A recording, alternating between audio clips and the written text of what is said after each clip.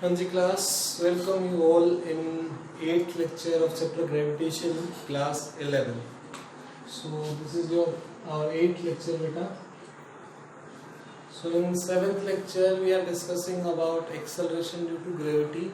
We are calculating mass of earth and we are calculating density of earth. Okay, so again we are starting with the next topic, and in this topic we are going to discuss that how acceleration due to gravity changes with respect to height, as it means if we are moving above the surface of earth or if we are going down inside the surface of earth, then how the acceleration due to gravity changes. So the topic is variation in g. You can write variation in g, variation in g with height, or you can see above the surface of earth. It means we are moving above the surface of earth and there is some change in acceleration due to gravity. So let's see how it changes.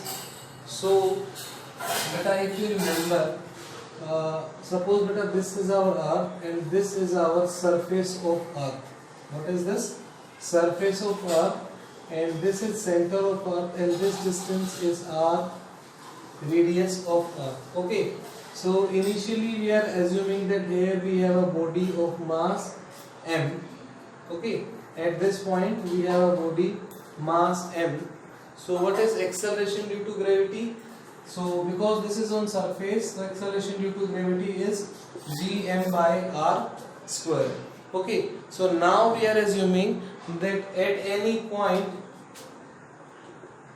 A, this time the body is placed over here at point A, which is at a height h meter or kilometer above the surface of earth. We are assuming the object is placed h meter above the surface of earth, and now we need to find out what is the change in acceleration due to gravity over there. Okay, so we are assuming, this is suppose equation number 1, and we are assuming g dash is the acceleration due to gravity at point A.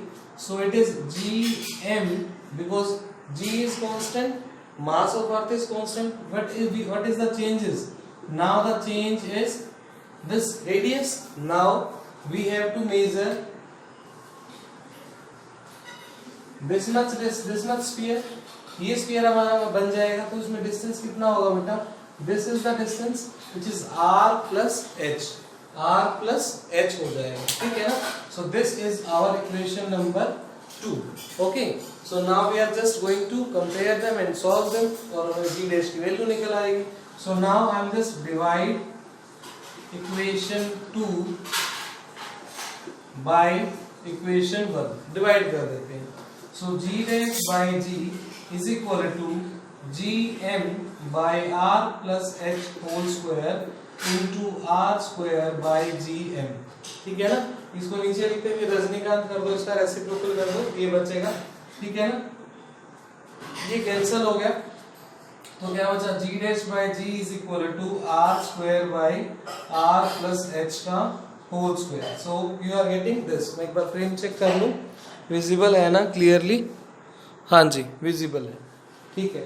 So this is our equation what we are getting over here, ठीक है ना? अब इसको थोड़ा सा further solve कर लेते हैं.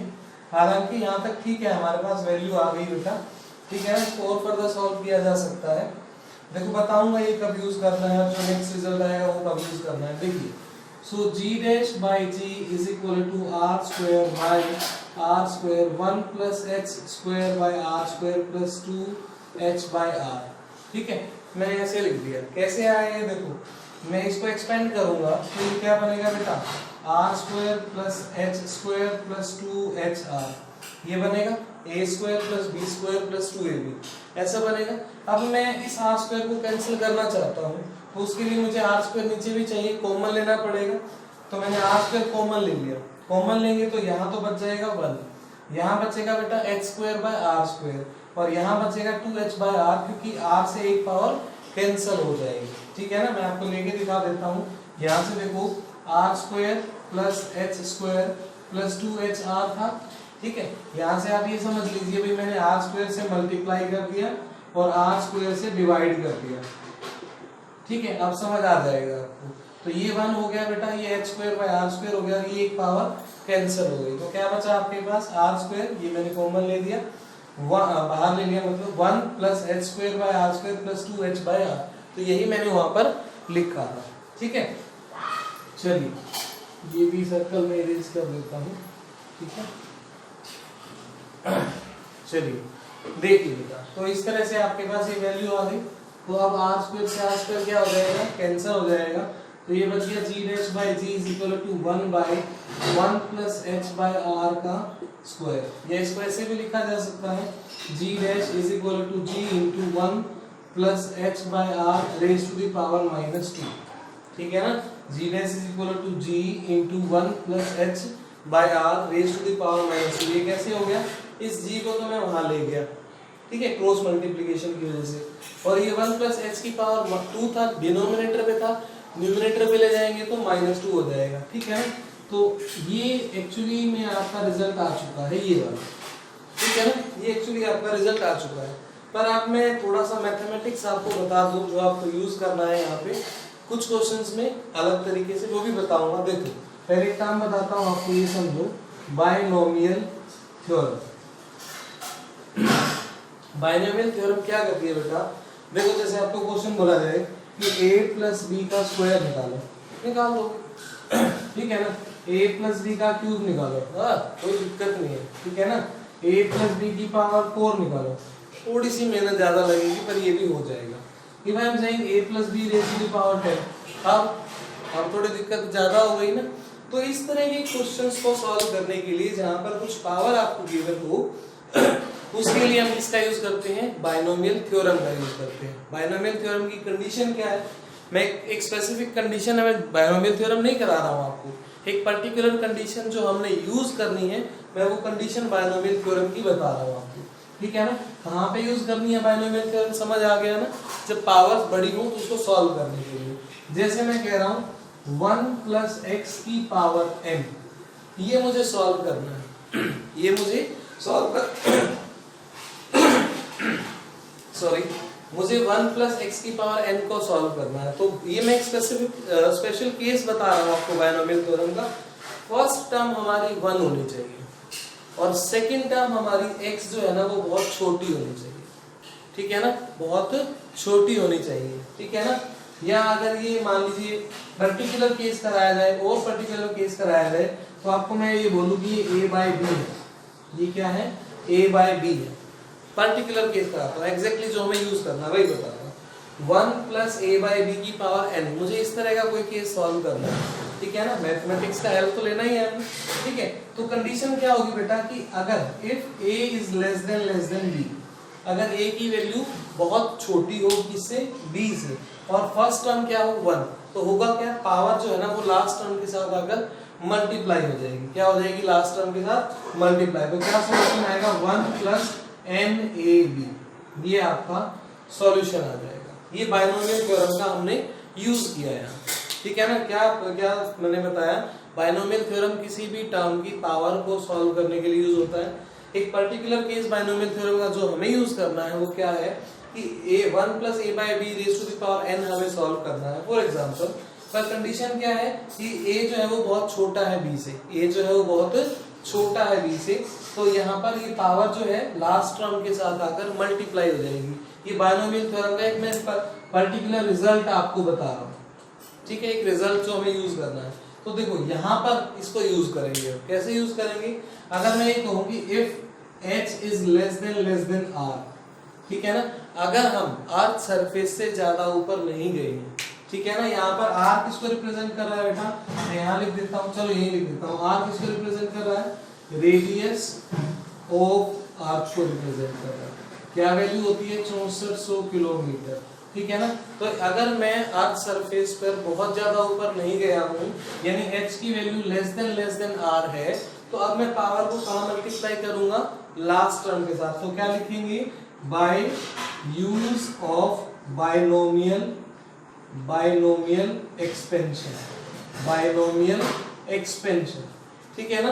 तो ये क्या हो जाएगा बेटा, g dash is equal to g into 1 minus 2h by r, 1 minus 2h by r. ये हमारे पास एक और रिजल्ट आ गया। अब जरा समझना बेटा, अगर आपसे ये पूछे कि वेरिएशन इन जी निकालो विद रिस्पेक्ट टू हाइट, तो आपको ये देखना पड़ेगा ना कि वो 1 किलोमीटर गया है कि 50 किलोमीटर गया है, देखना पड़ेगा। अगर ये कहे कि नहीं वो सिर्फ 10 मीटर ऊपर ही गया है सरफेस से, तो जी में वेरिएशन निकालो, तो 10 तो बहुत छोटा है, तो फिर ये फार्मूला यूज कर लोगे, क्योंकि रेडियस ऑफ अर्थ कितना है 6400, ये गिवन नहीं होगा, आपको पता होना चाहिए रेडियस ऑफ अर्थ कितना है 6400 किलोमीटर, आपको पता होना चाहिए। अगर वो कह रहा है कि वो अर्थ सरफेस से सिर्फ 10 मीटर ऊपर गया है, 6400 किलोमीटर, ठीक है ना। अगर वो अर्थ सरफेस से सिर्फ 10 मीटर ऊपर ही गया है तो फिर ये फार्मूला लगेगा, ठीक है ना। अगर वो कह रहा है नहीं 50 किलोमीटर गया है तो फिर ये फार्मूला लगेगा, ठीक है ना। इन दोनों में डिफरेंस है बेटा, इन दोनों फार्मूलोज में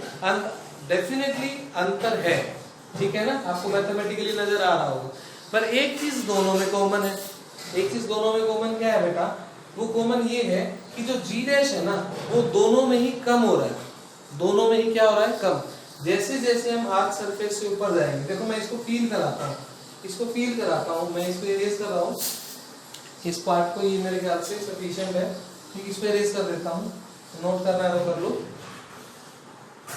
ठीक है। चलो देखो बेटा, मैं इस पार्ट को इरेज कर रहा हूँ, सिर्फ इतना ही काफी है। देखिए तो यहां से मैं आपको फील अगर कराऊं तो ये देखो g dash is equal to g divide by 1 plus h by r square, ठीक है ना। तो अब देखो जी डैश जो बना वो जी को, जी की जो ओरिजिनल वैल्यू थी उसको डिवाइड करने पे कुछ डिवाइड किया तब जी डैश आया, तो डेफिनेटली जी डैश की वैल्यू क्या होगी, कम।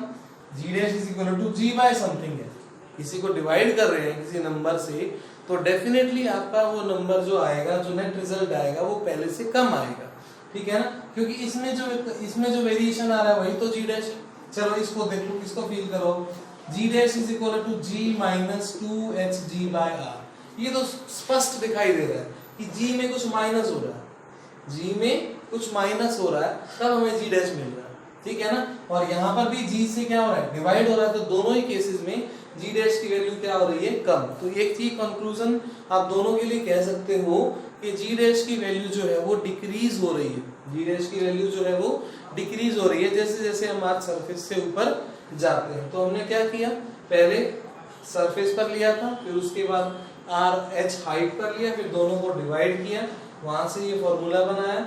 अब यहाँ पर आर इसको आई प्लस बी का होल स्क्वायर लगाकर एक्सपेंड किया, फिर आर स्क्वायर कॉमन लिया और यहाँ से ये वैल्यू आ गई, ठीक है ना। तो एक रिजल्ट तो हमारा ये हो गया। तो ये रिजल्ट कब यूज करोगे, जब h की वैल्यू छोटी नहीं होगी, h की वैल्यू छोटी नहीं होगी, किसके कंपैरेटिवली, रेडियस ऑफ अर्थ के कंपैरेटिवली, ठीक है ना।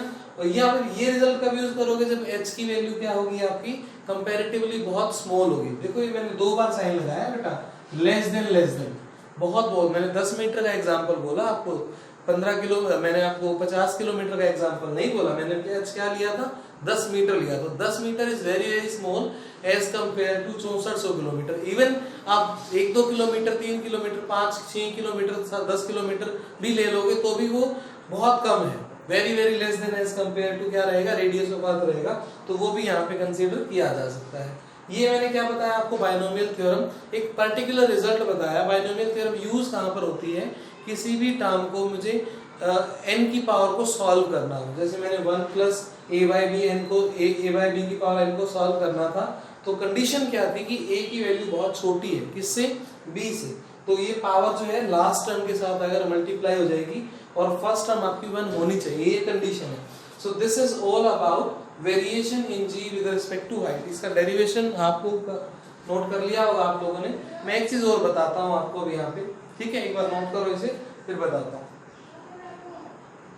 चलिए देखिए,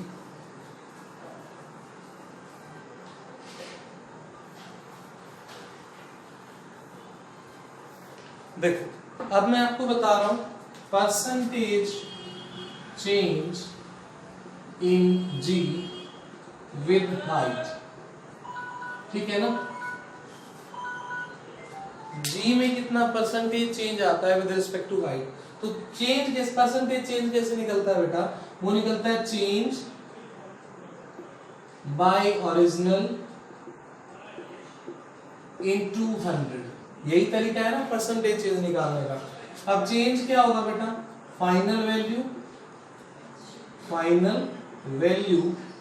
minus initial value by original